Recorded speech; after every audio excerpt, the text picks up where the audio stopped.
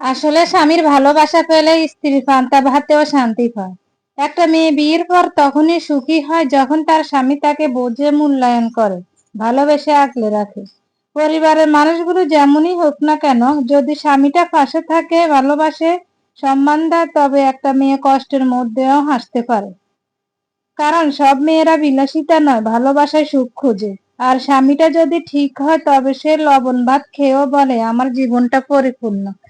তো আসসালামু আলাইকুম, সবাই কেমন আছেন? আলহামদুলিল্লাহ ভালো আছি। চলে আসছি আর একটা ব্লগ নিয়ে আপনাদের মাঝে। এই তো এখানে দেখতেই পেলেন রান্না বান্নার জোগাড় চলতেছে। করলা ভাজি করব, আজকে মুরগি রান্না করব আলু দিয়ে, আর মশারির ডাল রান্না করব। আজকের রেসিপিটি এটাই আছে। আমার ছেলে এসে বলতেছে যে আজকে মুরগি রান্না করো, 3 দিন থেকে সবজি খাচ্ছি। ছেলে মেয়ে তিনজনই বলতেছে, একজনে যদি বলে তিনটা এটাতে সায় দেয়। তো আর কি, মুরগিটা ভিজালাম, এখান দিয়ে করলা ভাজি করব। করলাটা আমি আর আমার শাশুড়ি খাই, ওদের বাবাও খায় না, আর ওরা তো খাবেই না। তো করলা কেটে নিলাম, আর মুরগির জন্য আলু কেটে নিতেছি। করলার মধ্যে আলু দিব, তবে সেটাই আলু না, করলার মধ্যে সকালবেলা আলু ভাজি করছি, ওইটা দিব, তাই আর করলার জন্য এক্সট্রা ভাবে আলু কেটে নিই নাই।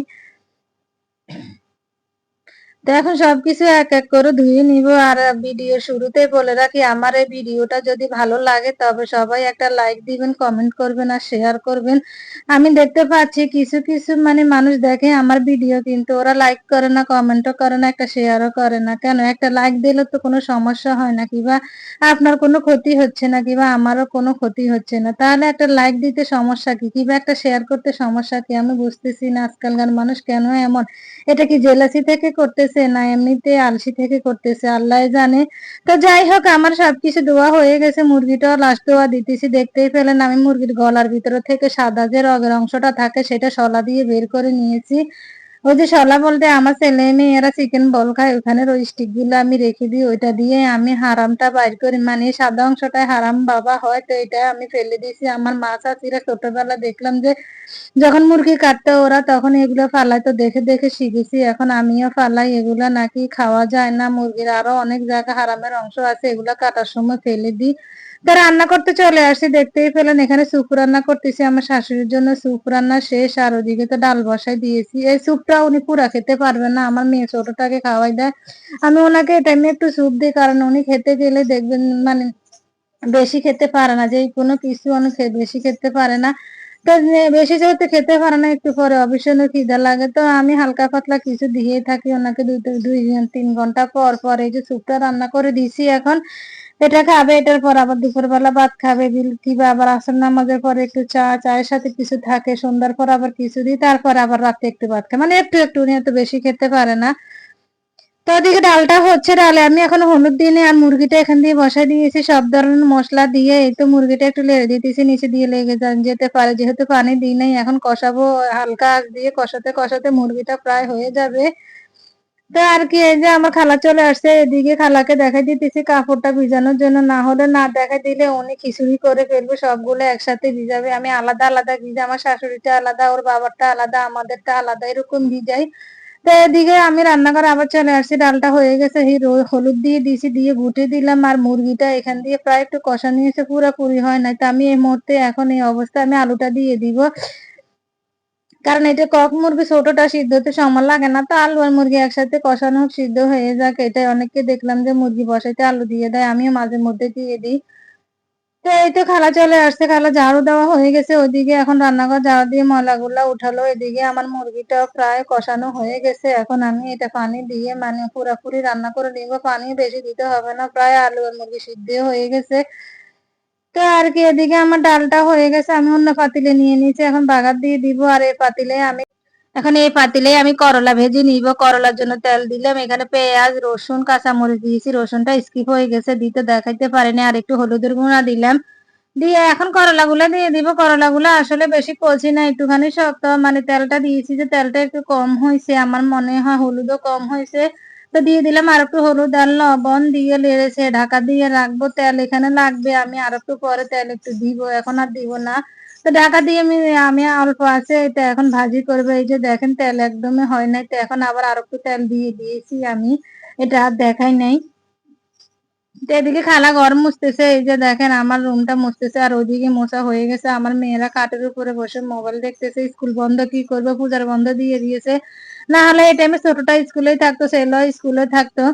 তো এই যে খালার পুরোটা মোছা হয়ে গেছে, এদিকে আমার মুরগিটাও রান্না হয়ে গেছে। এভাবে নামাবো, ঝোল রেখে নামাবো, আলু ঝোল টেনে নিবো পরে। আর তাছাড়া আমার ছেলে ঝোল হলে আর ডাল লাগে না, ও ডাল আর খাবে না। এদিকে করলা ভাজি সিদ্ধ হয়ে গেছে। এখন ওই যে বললাম না সকালবেলার আলু ভাজি করলাতে দিয়ে দিব। কে কে আমার মতো এরকম আলু ভাজি থাকলে এরকম দিয়ে দেন ভাজির সাথে, কমেন্টস করে জানাবেন। তো বেশি দিন এই অল্প একটু দিয়েছি। আর এদিকে ভাত বসা দিব, চুলাটা আমি এই পাশটা পরিষ্কার করে নিয়েছি। আর পাতিলের ভিতরে কালো, এটা দেখলে কি দেখছেন না, এটা কি জানেন? আমি একদিন ভাত হয়ে গেছিল, ভাত হয়ে যাওয়ার পর আমি ভাতটা সেকার জন্য চুলার উপরে বসা, চুলা জ্বালিয়ে দিয়ে মানে জ্বালাছি সেকার জন্য, কিন্তু চুলাটা বন্ধ করতে ভুলে গেছি। তো বন্ধ না করে আমি চলে গেছি মেয়ে ছোটটাকে গোসল করাতে। মেয়ে ছোটটাকে গোসল করাইছি, কাপড় চোপড় বারান্দায় মেলে দিয়েছি।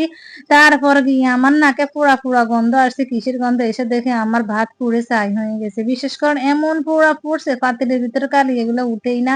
আমি চেষ্টা করছি, খালা চেষ্টা করছে, উঠেই না। এত খারাপ লাগছে ভাতগুলোর জন্য, বিশ্বাস করেন। একটা রিজিক নষ্ট হয়ে গেছে। রিজিক যতই আপনি অপচয় করবেন, আপনার কাছ থেকে রিজিক দূরে চলে যাবে। তো আর কি আর করার তার কিছু না, যা হবার তো হয়ে গেছে। কথা বলতে বলতে করলা ভাজি হয়ে গেল, চুলা পরিষ্কার হয়ে গেছে। আর রান্নাঘরটা এদিকে আমি ক্লিন করে নিতেছি। তো এদিকে ক্লিন করা শেষ, এখন এদিকে সবকিছু ক্লিন করে ব্লেন্ডারটা, কেটলি, এখানে দই মেকার আছে, তারপর উপরে ইলেকট্রিক ফিল্টার, এটা সবকিছু প্রত্যেকদিন মুছতে হয়। তেল তেল তেল হয়ে থাকে যে রান্না করে, যে আমার যেহেতু চিমনি নাই, সবকিছু রান্নাঘরের মধ্যেই ছিটে ছিটে যায়। তো এই যে ফিল্টারটা এখন পরিষ্কার করে নিব। আর কি রান্না বান্নাও শেষ হলো, মোছামুছির কাজও শেষ হলো। এখন তো আমি একটু সালাদ করব। আর লাস্টে আমি দেখাচ্ছি আমি আজকে পুরোপুরি কি রান্না করলাম। এই যে করলা ভাজি করলাম, মুরগি আলু দিয়ে রান্না করছি, আর ডাল রান্না করছি, এই যে দেখেন। তো এই তো আমি এখন একটু সালাদ করে নিব। দুপুরবেলা সালাদ খাবে। সালাদ বলতে একটা টমেটো, একটা পেঁয়াজ আর একটা কাঁচামরিচ। এটা আমার শাশুড়ির জন্য করা হয়, আমার ছেলে মেয়েও খায়, আমি খাই, অনেক ভালো লাগে, আমার ছেলে মেয়ের অনেক ভালো লাগে। এইটা হলে আমার শাশুড়ি আর কিছুই লাগে না, উনি এইটা ডাল দিয়ে ভাত খেয়ে নিতে পারবে, ওনার এত প্রিয় এই জিনিসটা। অন্যান্য গুলো তারপরে দিয়ে জোর করে উনি খেতে চায় না।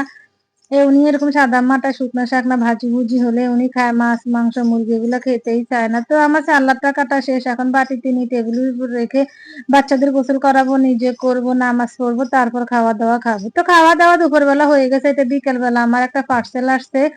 এটা একটা বোরখা। আমি এটা প্রমোশনাল ভিডিও না, আমি জাস্ট আপনাদের সাথে শেয়ার করছি। কেমন হয়েছে আমার বোরকাটা একটু কমেন্টস করে জানাবেন। এই যে আমার কাছে বেশ ভালো লাগছে। এটা হচ্ছে হিজাব বোরকার সাথে। তো আর কি আজকের ভিডিও এখান পর্যন্ত। দেখা হবে নেক্সট কোনো ব্লগে। সবাইকে আল্লাহ হাফেজ।